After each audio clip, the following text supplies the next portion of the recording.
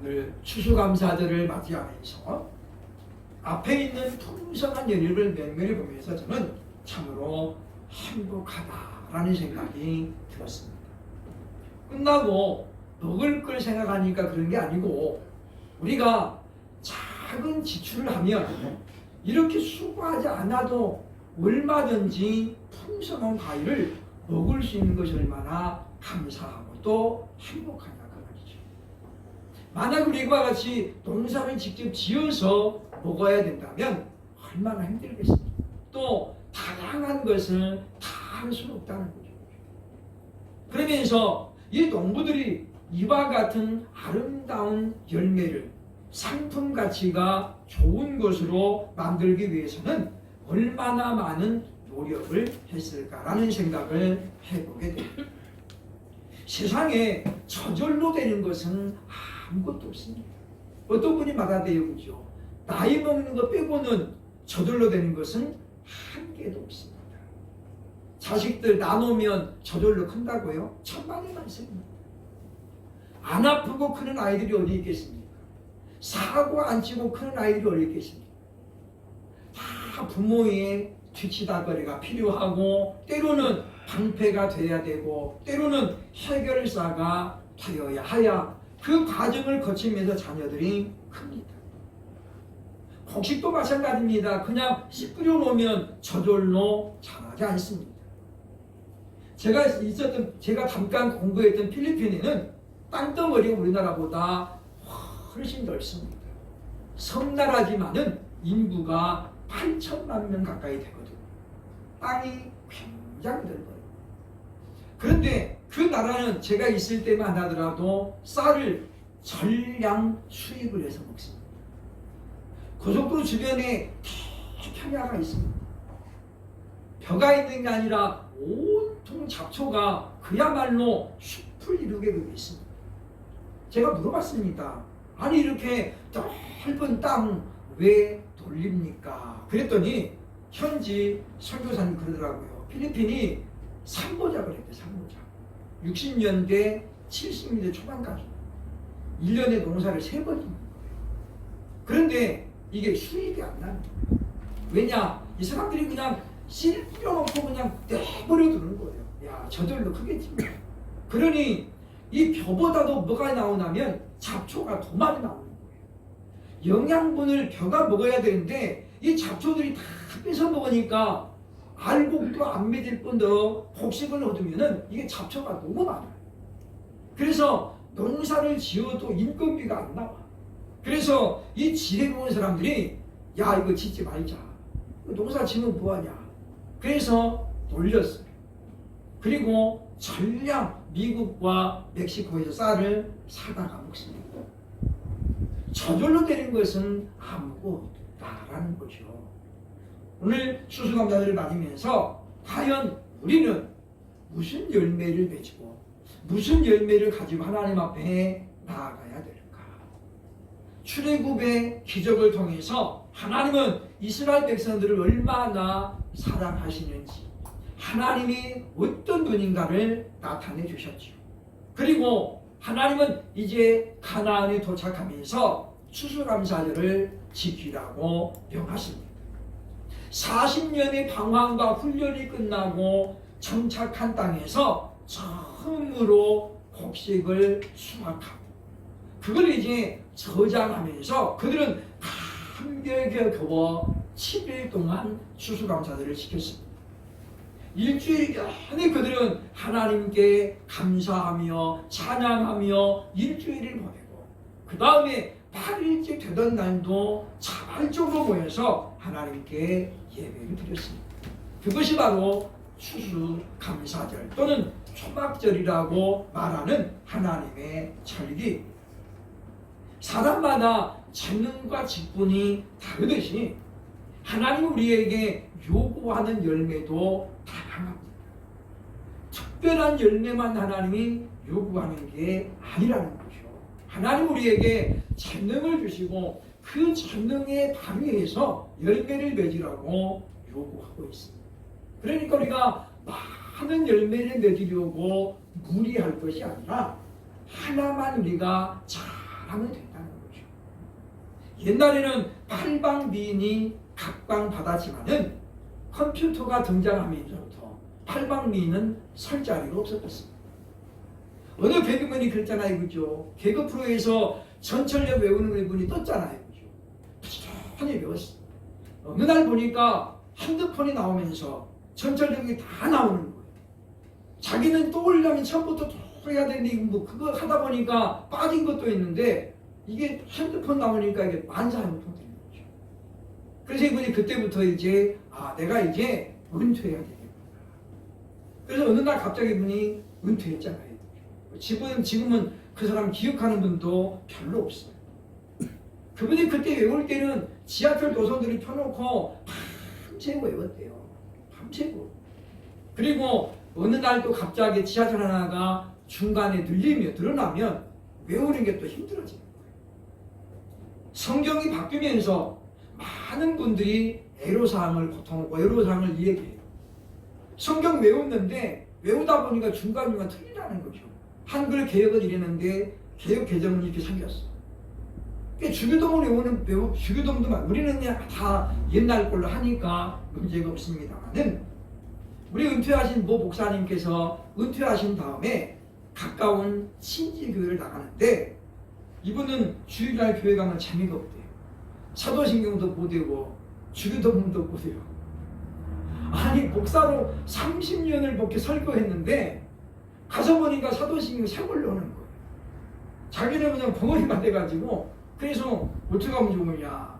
목사님 그냥 눈 뜨고 보고 읽으세요. 보고 읽으시라고.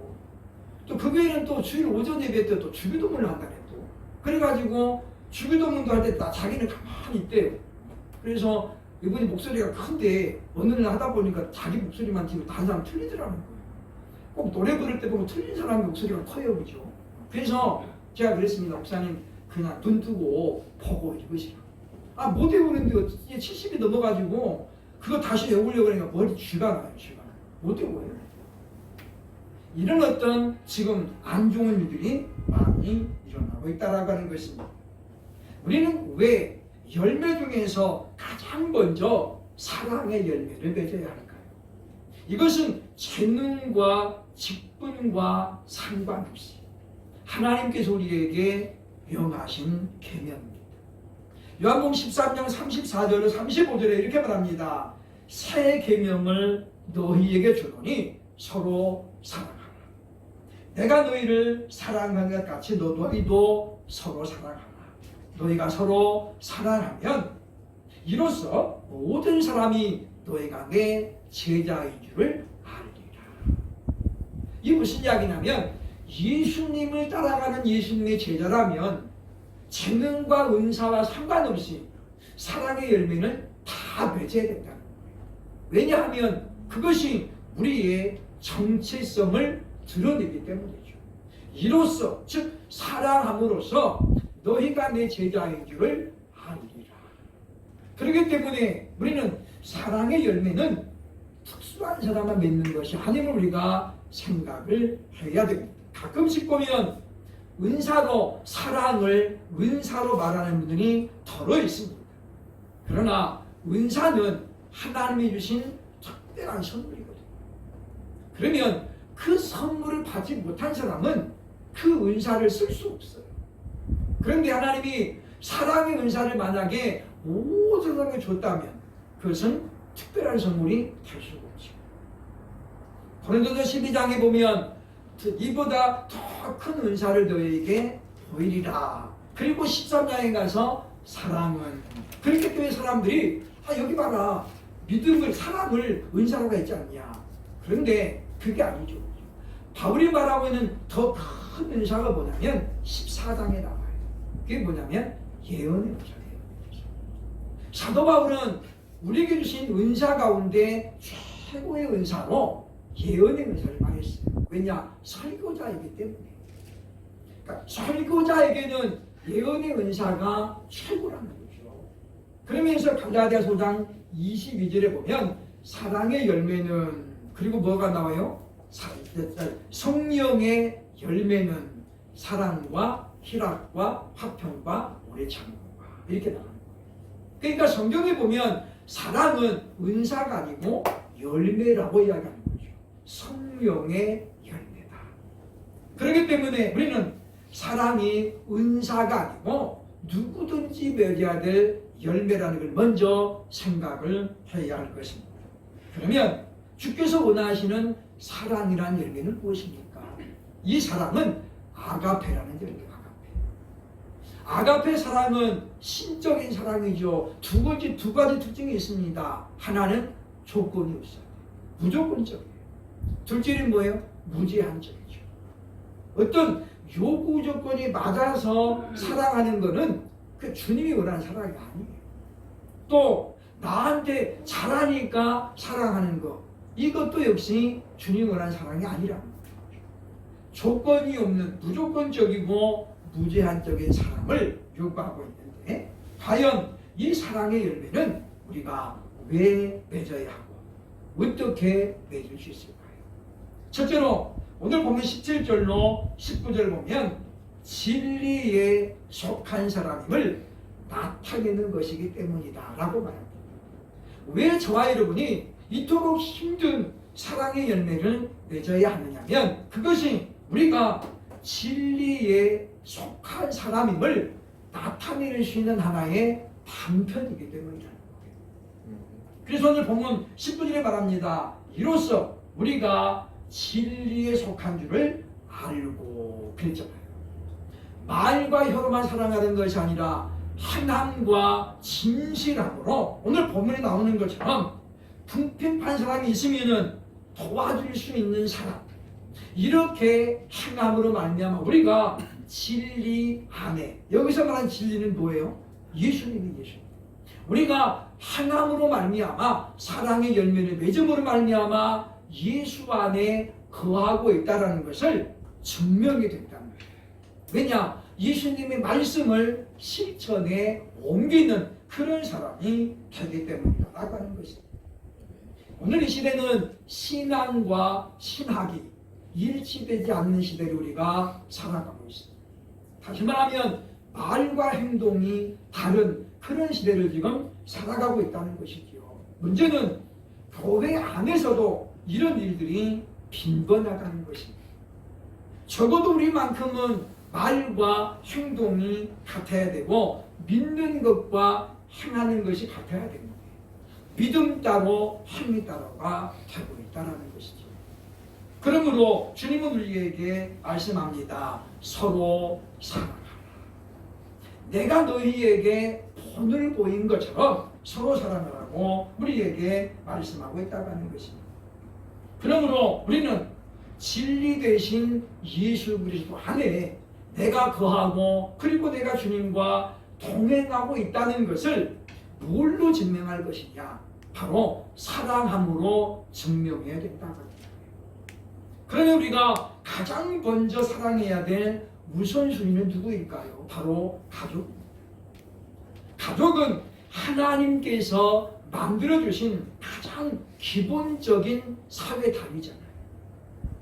근데 오늘날은 이제 반려동물들이 사랑의 1번을 차지하고 있습니다. 이게 결코 정상은 아니라는 거죠. 요즘은 유모차에 아이 대신에 강아지를 태우고 다니는 사람들을 쉽게 볼 수 있습니다. 아이 업고 다니는 분도 있고 안고 다니는 것도 있고 등등 호칭도 요즘은 다 달라졌잖아요. 엄마한테 와, 아빠한테 와. 어떤 분이 텔레비전 보니까 그분이 수다를 엄청 좋아하는데 사람들이 그런데, 야, 니네는 니네 집에 수달에 사는 게 아니라 수달 집에 니네가 얹혀 사는 것 같아. 24시간 존재 이유가 뭐냐면 그 수달 때문에 존재하는 거예요. 자기들은 아예 임신할 생각도 안 하고 수달들을 향해서 청춘을 바치고 있어요. 물론 그런 사람들도 있어야 수달들도 살겠지만, 근데 문제는 뭐냐? 사람이 아니잖아요. 열매가 아니거든요. 가장 먼저 우리가 가족을 사랑하고 사람을 사랑해야지. 물론 그런 분들 이야기는 들어보면 일리가 있어요. 그죠? 사람은 뒤통수 치고 나를 이용만 하려고 배신도 당해보고 그랬더라. 그래서 사람은 이제 진절머리합니다.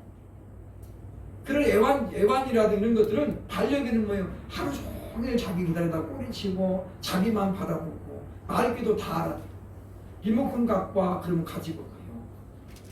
그러니까 거기에 그냥 빠져가지고 그런다는 거죠.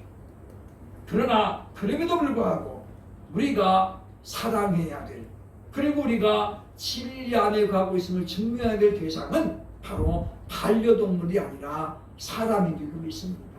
그러므로 우리가 배신을 당한 아픔이 있어도, 시련을 당한 아픔이 있어도 우리가 주님께서 말씀하신 것처럼 가장 먼저 내 가족, 때로는 원수 같아도, 때로는 정말 철천지 같아도 하나님이 왜 하필은 저런 것을 나한테 붙여주셨나, 그런 생각이 들을 때도 있어요. 그렇죠? 그래도 하나님이 가장 나에게 잘 맞는 사람이라고 붙여주신 거고, 때로는 어쨌든 내가 콩깍지 껴가지고 그죠? 저 사람 아니면 안 되겠다, 그래서 결혼한 거잖아요. 누가 뭐 등대 밀었어요. 그죠? 요즘 제가 현수막을 보면서 참 그런 생각이 들어요. 오늘 제가 강남에 떡을 가지러 갔다 왔는데 강남역 사거리에 딱 현수막이 그랬어요. 이태원 참사 희생자리의 넋을 위로합니다. 그러면 제가 저 사람들이 희생이란 말이 무슨 뜻인지 모르나 보다. 강남구청에 그 명문대 나온 사람이 많을 텐데 희생이라는 게 뭐예요? 남을 위해서 뭐 하다가 죽으면 희생이잖아요. 그죠? 근데 이태원 참 그렇습니다만 그 사람들이 뭐 누구 구하러다가 죽은 거 아니잖아요.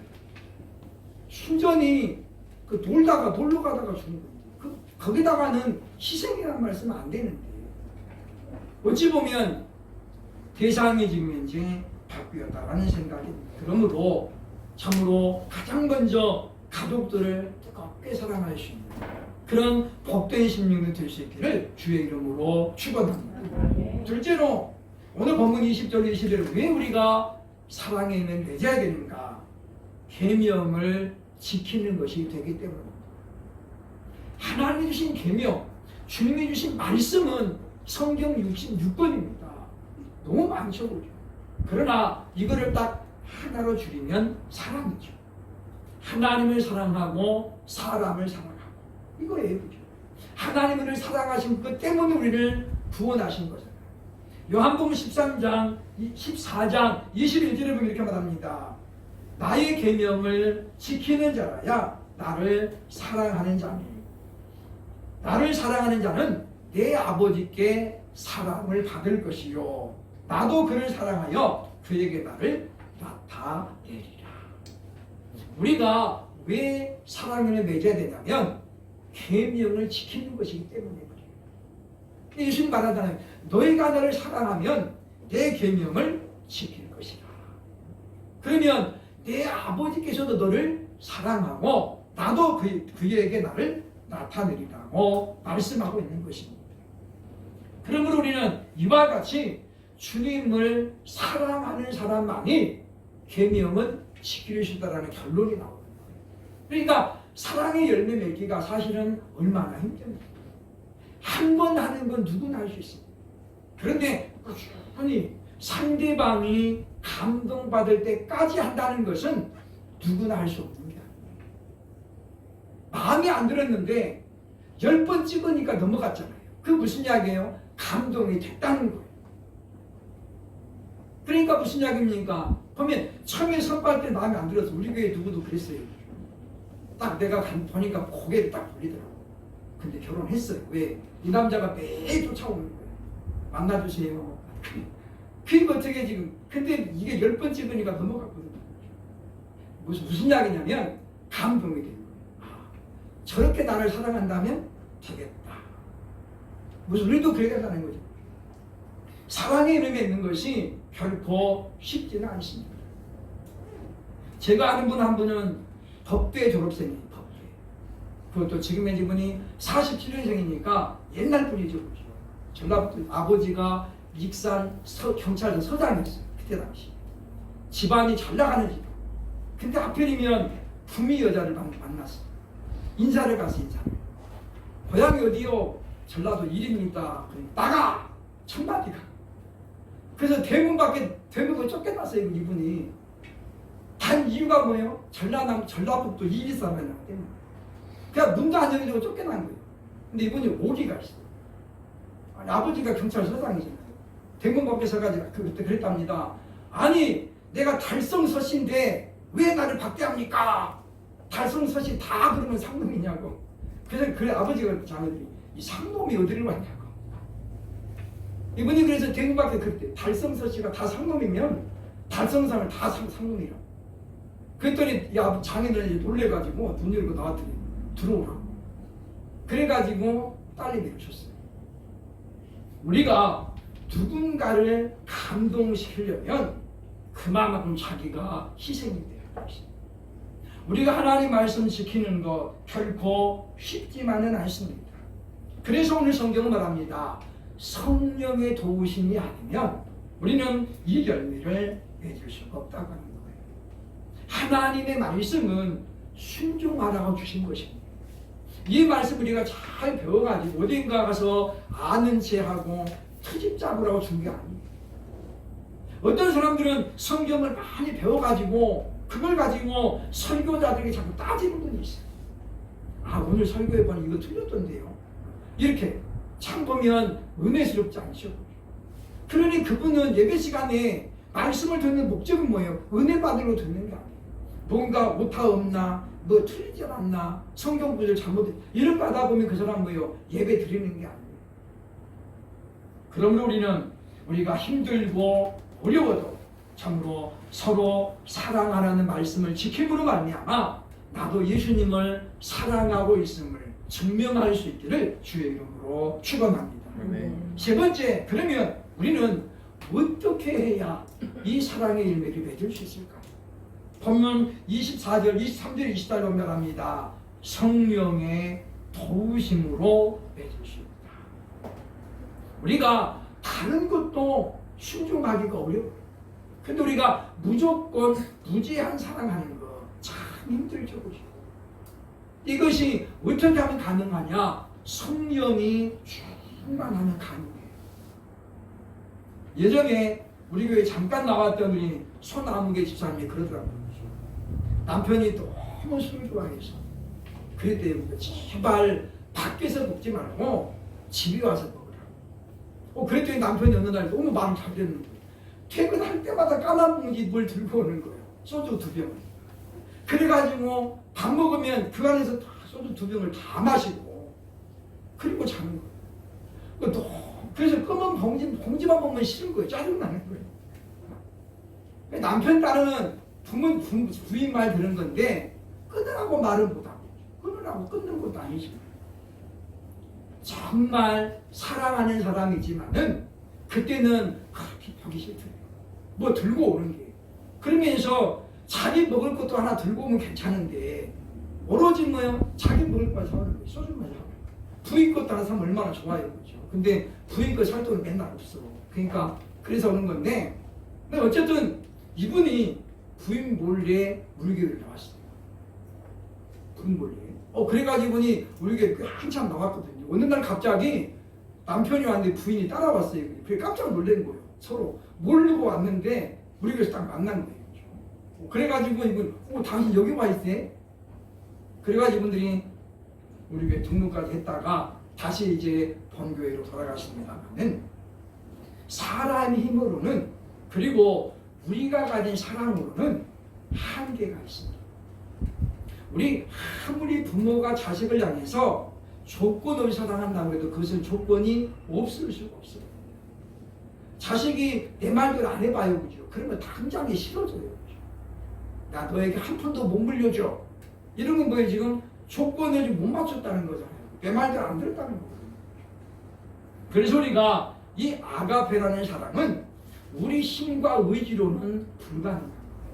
그래서 오늘 본문에 이렇게 말하고 있습니다. 24절 보면 그의 계명을 지키는 자는 주 안에 거하고 주는 그 안에 거하시나니 우리에게 주신 성령으로 말미암아 그가 우리 안에 거하시는 줄 우리가 아느니라. 성령으로 말미암아 우리가 그 안에 거하고 있는지를 성령이 뭐예요? 알게 하신다는 거예요. 그럼 우리가 이 사랑을 하려면 뭐예요? 성령의 충만함을 받아야 돼. 바울이 말합니다. 나는 날마다 죽는다. 그게 무슨 이야기예요? 바울은 하나님의 성령으로 충만하기 위해서는 자기 육신의 욕망을 덜 죽였다는 거예요. 왜냐? 육신의 소욕과 성령의 소욕은 부딪혀요. 같은 방향으로 안 가. 그래서 내가 육신으로 살면 하나님과는 뭐가 돼요? 원수가 된다고 로마서 8장에 말하고 있잖아요. 그러니까 우리가 육신을 따라가면 하나님과는 원수가 되는 거예요. 그래서 바울은 뭐예요? 그 육신 욕망을 갖다 힘을 죽이면서 내가 오직 육신으로 살지 않겠다라고 다짐하는 거예요. 그러면 우리가 성령으로 충만하는 삶을 살게 된다는 것입니다. 그러므로 하나님, 저도 사랑의 은혜 맺고 싶습니다. 그렇다면 우리가 성령으로 충만해야 돼요. 우리 안에 오신 성령님은 결코 떠나지 않습니다. 다만 우리가 육체의 소욕을 따라 행할 때에 성령님은 말할 수 없는 탄식으로 침묵하시는 거예요. 활동을 안 하시는 거예요. 성령님이 나를 자극하고 감동하고 깨닫게 해주셔야 되는데 그걸 안 하니까 우리가 예배 시간에 아무런 감동이 없는 거죠. 어떤 분이 그런 말씀 하더라고요. 요즘 한국교회는 세 가지 감이 없다는 거예요. 첫째, 감동이 없다. 감동. 둘째, 감사가 없다. 세 번째, 비슷한 말인데 감격이 없어. 감격이. 그래서 요즘은 예배 시간에 눈물 흘리는 사람 찾아볼 수가 없대. 자기가 그래서 요즘은 갈등이 온다는 거예요. 내가 지금 설교를 너무 못해서 그러나, 너무 드라이해서 그러나. 예전에는 가끔씩 훌쩍훌쩍 분들이 어쨌든 뭐 비염액을 그런 거 안 따지고 그죠. 목사들이 비염근의 성도들에게 많이 속아 넘어가거든요. 훌쩍하면은 은혜 받은 줄 알고 나중에 보면 비염이요. 어쨌든 그래도 훌쩍인 것을 맞는 거니까. 그런데 요즘은 그런 성도를 눈 씻고 볼 데가 없어요. 성도들이 도대체 뭔 생각으로 예배드리는지 모르겠다. 그래서 감격하지 않는데 감격하지 않는데. 근데 원인은 뭐겠습니까? 한 가지. 성령이 내 안에 역사하면 감동도 받고 감사도 나타나고 감격도 나타나는데 성령이 충만하지 않으니까 성령께서 지금 탄식하고 있으니까 뭐예요? 활동을 안 하시고 그러니까 자꾸만 예배 시간이 힘들어지는 거예요. 말라기가 말하고 있는 예배를 번패스럽게 여겼던 건 왜 그러겠습니까? 하나님이 원하는 대로 재물을 준비하고 그런 것이 너무 힘들었던 거예요. 뭐 때문에요? 육으로 하려고 하니까. 오늘 우리가 하나님 앞에 우리의 감사한 마음을 담아서 이렇게 물질을 들여서 풍성한 예물을 드렸는데 참 보면 얼마나 감사합니까? 얼마나 풍성해요. 우리의 삶이 이래야 되지 않겠는가라는 생각이 듭니다. 그러므로 사랑하는 여러분이요, 우리가 내가 가지고 있는 걸 가지고 누군가를 도울 수 있다면 그것이야말로 행복한 길이고 그것이 쌓여질 때에 사랑의 열매가 될 줄로 믿습니다. 그러므로 우리는 추수감사절을 맞이하면서 성령의 도우심을 따라 우리도 사랑의 열매를 맺어서 하나님께 큰 영광을 돌릴 수 있는 저와 여러분 될 수 있기를 주의 이름으로 축원합니다. 아멘.